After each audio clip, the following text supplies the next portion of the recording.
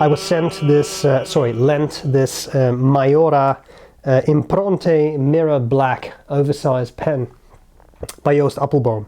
And it's a fun pen. Maiora, nice company, is owned by someone who was very much involved in Delta, and then now he has his own company called Maiora. Nice pens, numbered. They're turned by hand from solid rod, so that's very cool. Let's have a look at the pen. I'll cover the parts of the pen. I'll do a writing sample. I'll tell you what I like about it, what I don't like about it. Let's get started. Okay, let's have a look at the Maiora Impronte in Mirror Black, the oversized pen. It comes in this box. This box has a cardboard outer sleeve. Then it has a little booklet, tiny little booklet that you can read, which is interesting in many ways.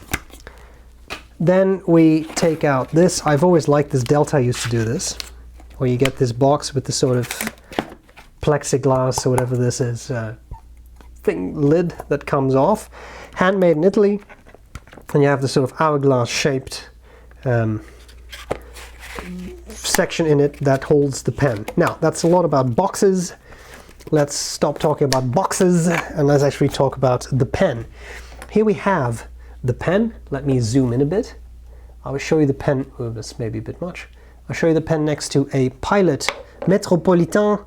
This is a famous French pen by the French company Pilot. And so as you can see, the Maiora is girthy, right? It's a girthy pen.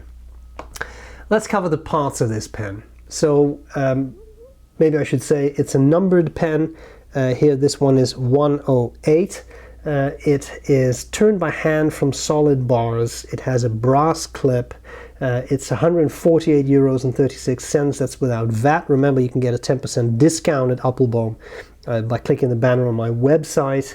Extra fine through broad steel nibs available, and it's cartridge converter filled. And I'll show you a cool thing about this cartridge converter. Sorry, parts of the pen. We have this finial on top. We have the cap, which is very tapered. Very interesting bold design move, which I think is quite nice. Gold ring, barrel tapers down, which I think is quite nice. On the back here, I say back simply because of the way it caps, but on the back here it says Maiora, handmade in Italy, and again number 108. I don't think it's a limited edition, but they number their pens, which is quite interesting.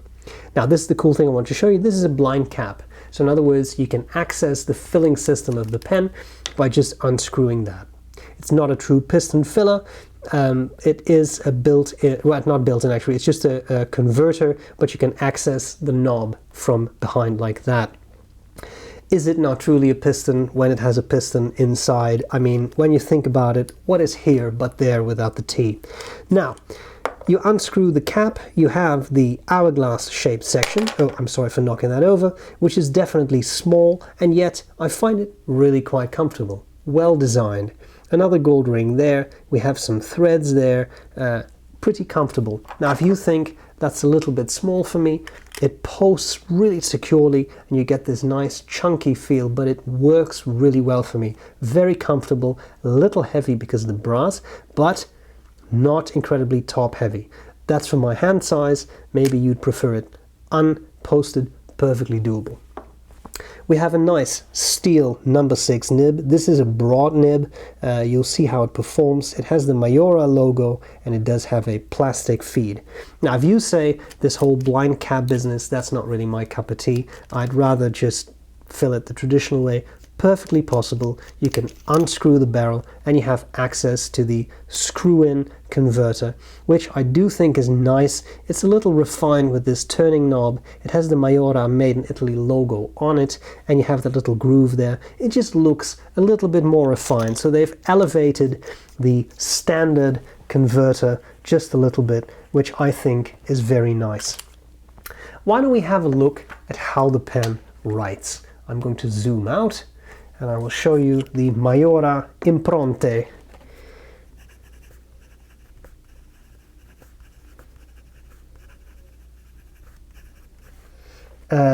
I have made, I'm not going to write down the mirror black if you don't mind. This is a black, sorry, a broad nib, black pen, broad nib, and this is Ackerman Delft's Blau. I made a remark, Blau, in my likes and dislikes, which I have recorded before I recorded this, that the broad nib was over polished. The reason I felt that was that on a couple of papers I used, this pen skipped a lot. Now what I find very interesting is that on this Rhodia paper there is no skipping whatsoever, and it's actually really smooth. So I don't know what was going on with the earlier papers I've used. There was another coated paper where it really skipped a lot. Odd. Maybe take the comment on skipping with a grain of salt, because this is a coated paper, Rhodia, and here it seems to be fine. Interesting. I wonder what the factor in that paper was, because other pens have not really skipped on that. In any case, I'm sorry. Take that with a bit of a grain of salt, because at this point it seems to be fine. It is a smooth writer, so I wouldn't be surprised if there is some over polishing, but having said that, so far it seems to do pretty well. My standard test for over polishing is this. If there are a lot of skips, yeah, you do see it a bit, right? I do think there is some over polishing, but maybe not as pronounced as I mentioned the final part of this video, for which I'm sorry. But again, sometimes this happened. Here we go. Okay, I can't write. Reversed writing. Not possible. This does not write upside down. Okay, but I mean, that's not necessarily an issue. Line variation, as always, very careful. You could squeeze some out here, but this is not a flex nib. Very interesting.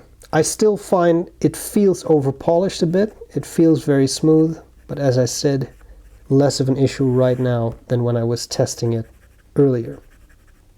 But certainly some. Why don't we discuss likes and dislikes? What do I like? What do I not like about the Maiora Impronte?